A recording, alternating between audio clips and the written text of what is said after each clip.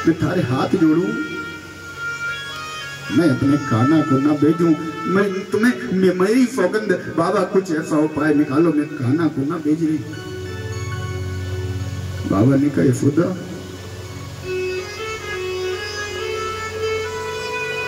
तुम्हें तो इस बात पर खुश होना चाहिए। पहली बात तो अक्रूर जी केवल 2 दिन के लिए लेवे आए हैं। 2 दिन में कंस का महोत्सव दिखा के अक्रूर जी कन्हैया को वापस भेज जाएंगे, कन्हैया को वापस कर जाएंगे। अगर अक्रूर जी करने नहीं आए तो मैं खुद जाऊंगा, मैं तेरे कन्हैया को वापस लेकर आऊंगा। लेकिन यशोदा, ऐसी कोई बात नहीं है जो तू सोच रही है, जो तू विचार कर रही है। यशोदा बोली, नहीं बाबा, मेरा हृदय पता नहीं क्यों बार बार हिलोरे ले रहा है। मेरा हृदय इस बात को स्वीकार ही नहीं कर रहा कि कन्हैया मेरे पास से जाएगा और वापस लौट के आएगा। कभी नहीं हो सकता। नंद बाबा ने बहुत समझाया, बहुत समझाया। यशोदा मैया के आंखों से निरंतर नीर बह रहा है, अश्रुधारा चल रही है। यशोदा मैया एक बात सुनने को तैयार नहीं है, एक भी बात सुनने को तैयार नहीं है। बोली, बाबा तुम कुछ भी कहो, मैं कन्हैया को जाने ही कौन दूंगी, मैं जाने दूंगी। नंद बाबा ने समझाया,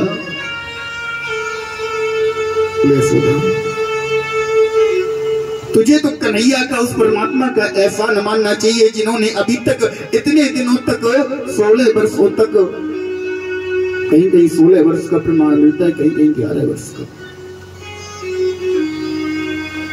16 वर्षों तक जिन्होंने इस कन्हैया का प्रेम हमारे जीवन में लिखा, हमारे पास कन्हैया रहा।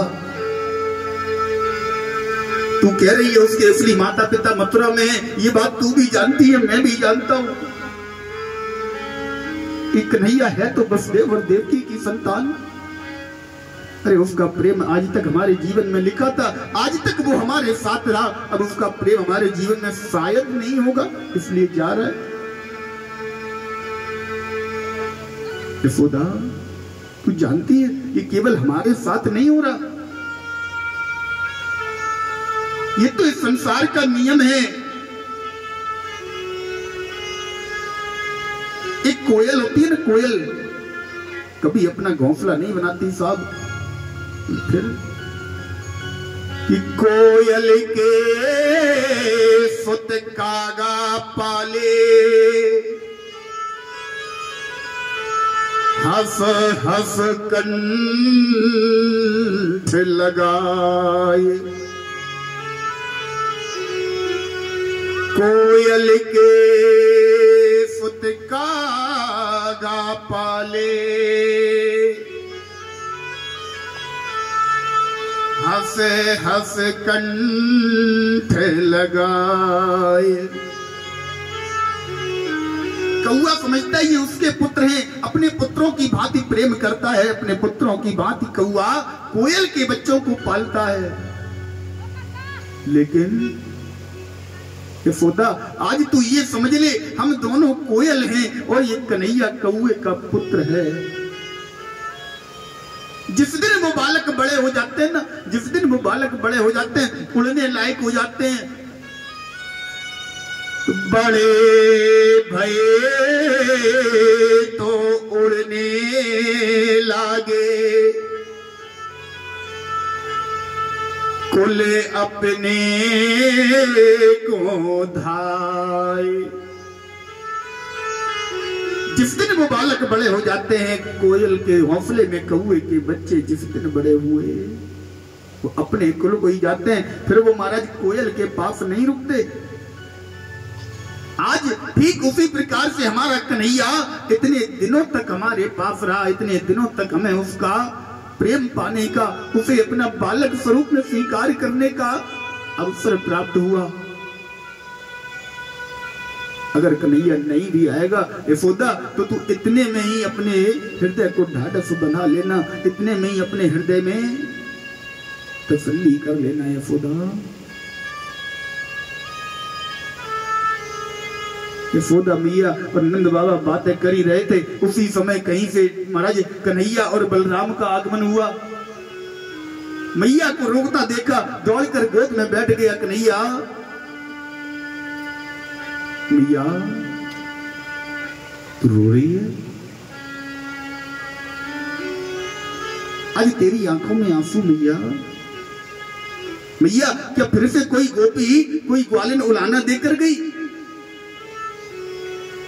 मैया, मैं तेरी सौगंध खा रहा हूं, मैंने इस बार कहीं चोरी नहीं की, मैंने किसी का कुछ नहीं बिगाड़ा, किसी की मटकी नहीं फोड़ी। मैया तू रो क्यों रही है, मुझे तो बता। किसने तुझे क्या बोला मैया, तू एक बार मुझे बता।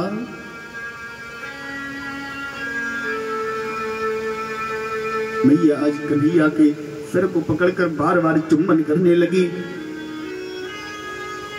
अपनी गोद में बिठाकर बार बार प्रेम से हाथ सर पर फिरा रही है, बार बार माथे पर चुम्बन कर रही है। बोले कन्हैया एक बात बता, कभी अगर तू मुझसे दूर हो गया तो क्या तू मेरे बिना रह लेगा? कन्हैया ने जैसे ही सुना, बाबा से कहा, बाबा देखिए मैया कैसी बातें कर रही है। अरे कौन मुझे मैया से दूर करेगा? कौन, किसका इतना साहस जो मुझे मेरी मैया से दूर करे?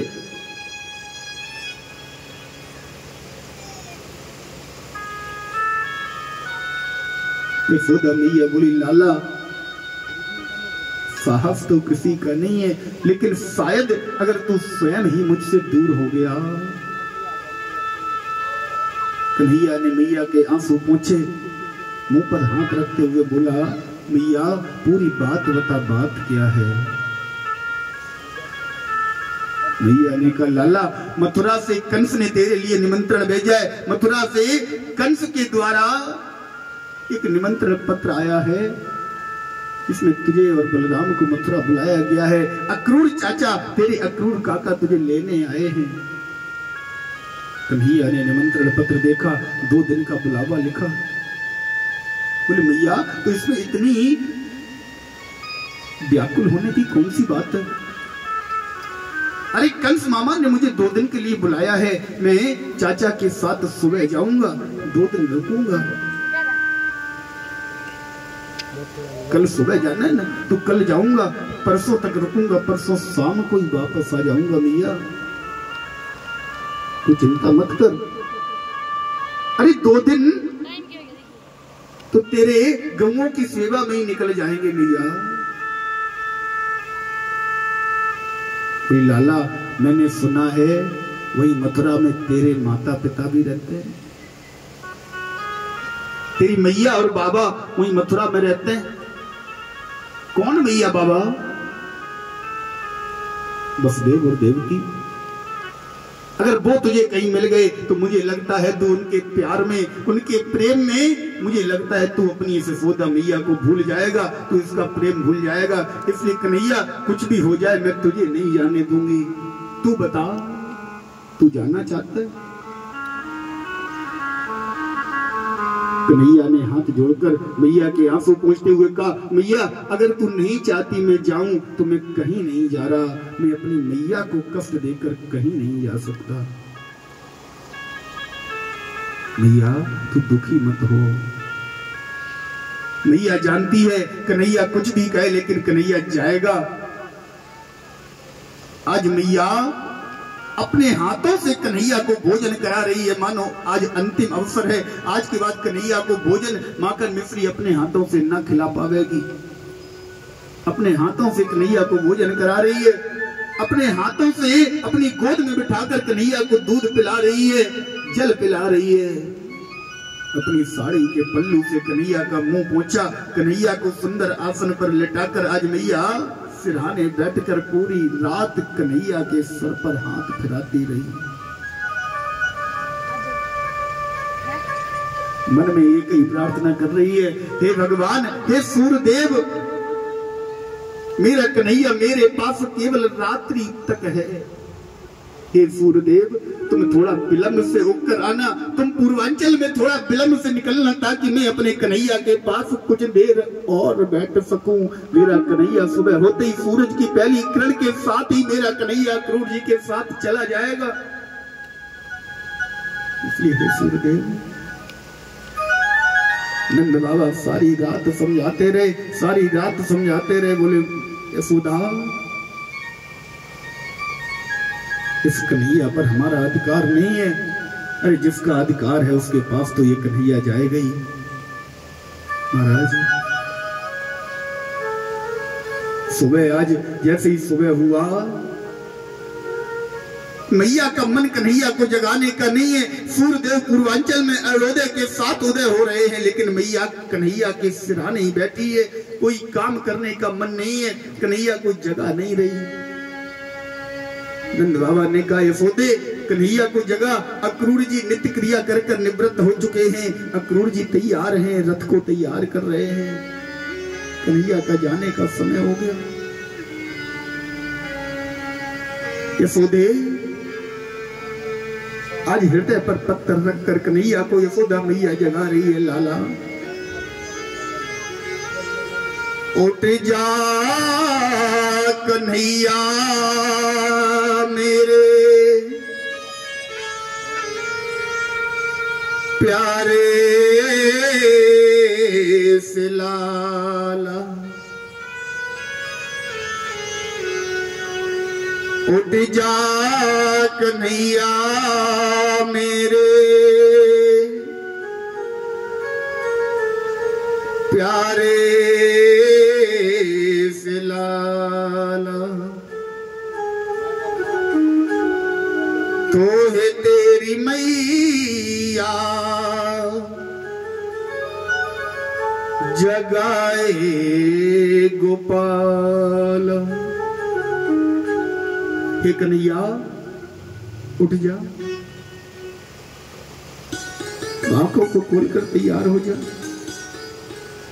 आज नित्य प्रति कभी मैया ने ऐसा नहीं किया। कभी मैया ने इतने प्यार से, इतने दुलार से, इतना समय लगाकर कन्हैया को तैयार नहीं किया। कन्हैया को नहीं नहलाया। रोज नहलाती थी ना, तो नहलाकर खड़ा कर दिया, दौड़कर गई दूध को देखने, दौड़कर गई गौ माता को देखने। लेकिन आज जिस समय कन्हैया को तैयार कर रही है, नहला रही है, तो महाराज नहलाने में 2-3 घड़ियां लगाती। वस्त्र पहनाए, वस्त्र पहनाने में ही महाराज 2-4 घड़ी का समय लगा दिया। सूर्य भगवान पूर्वांचल क्षितिज से होकर बीचों बीच मध्य में आ गए, लेकिन अभी तक मैया कन्हैया को तैयार नहीं कर पाई। राज आज नंद बाबा समझ गए, ये मैया, ये यशोदा जानबूझकर विलंब कर रही है।